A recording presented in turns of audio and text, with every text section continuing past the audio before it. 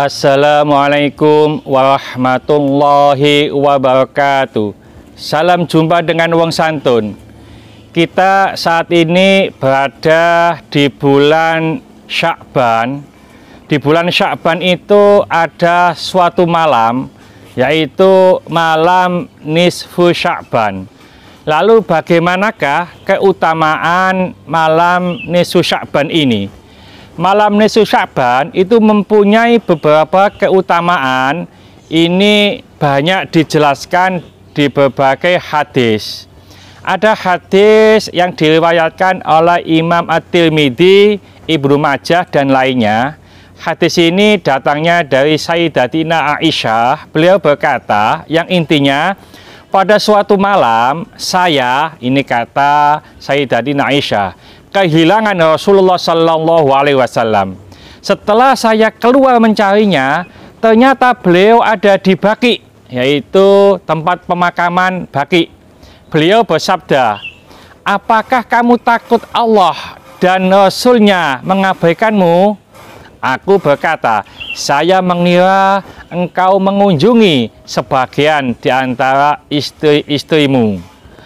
Nabi bersabda, sesungguhnya rahmat Allah turun ke langit yang paling bawah pada malam nisfu Sya'ban, dan ia mengampuni dosa-dosa yang melebihi dari jumlah bulu kambing milik suku Kalb. Ada lagi hadis riwayat Ahmad bahwasanya Rasulullah Sallallahu Alaihi Wasallam bersabda, yattali'ullahu azza wa jalla ila khalqihi lailatan nisfi min Sya'bana wa yaghfiru li'ibadihi illa lithnaini mujahinin wa qatili nafsin. Maksudnya Allah Subhanahu wa Ta'ala itu memperhatikan hambanya dengan penuh rahmat pada malam nisfu Sya'ban. Kemudian ia akan mengampuni kepada hamba-hambanya kecuali dua orang yang tidak diampuninya. Siapa? Yaitu orang yang bermusuhan dan orang yang membunuh orang lain.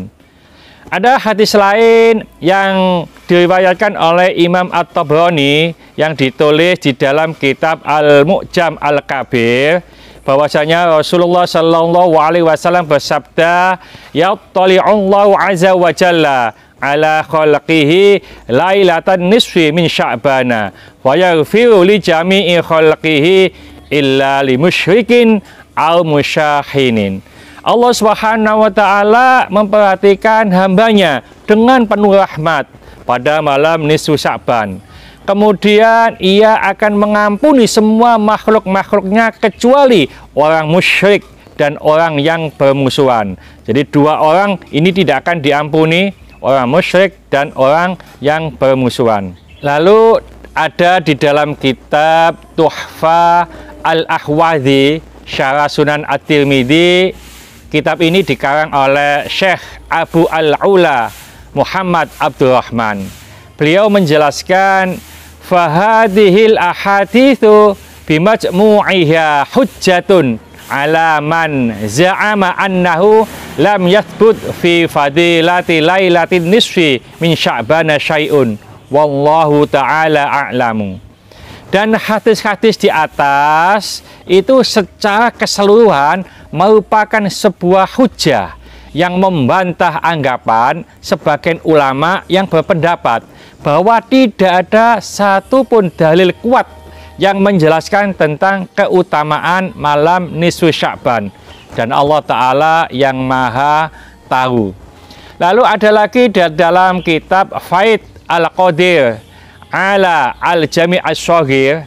Kitab ini dikarang oleh Syekh Muhammad Abdul Rauf Al-Munawi.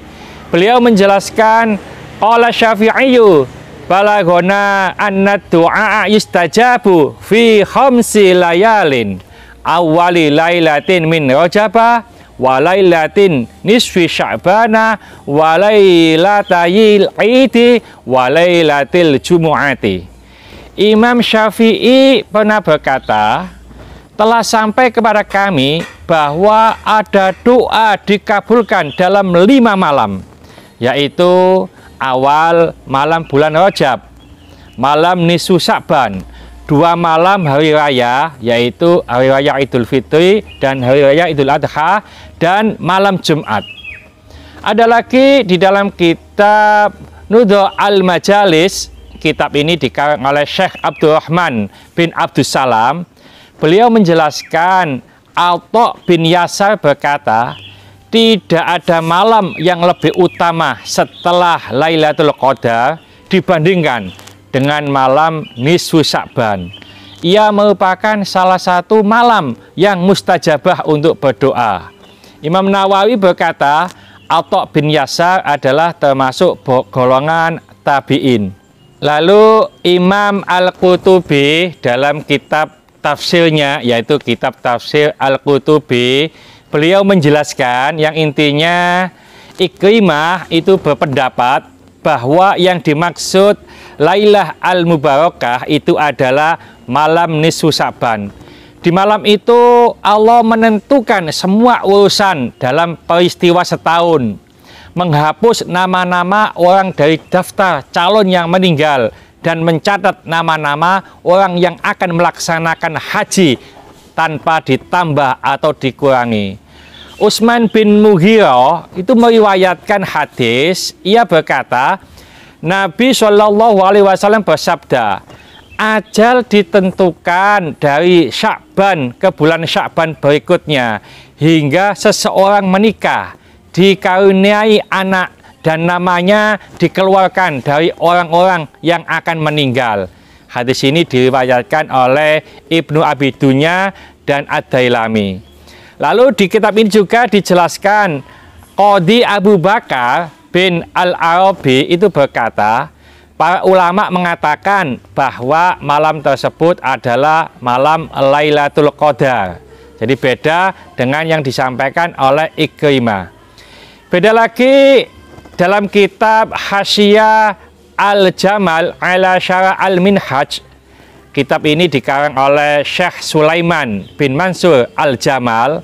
Beliau mengatakan yang intinya perkataannya, amal-amal tersebut diperlihatkan, maksudnya diperlihatkan kepada Allah, begitu pula diperlihatkan pada malam nisfu Sya'ban dan Lailatul Qadar.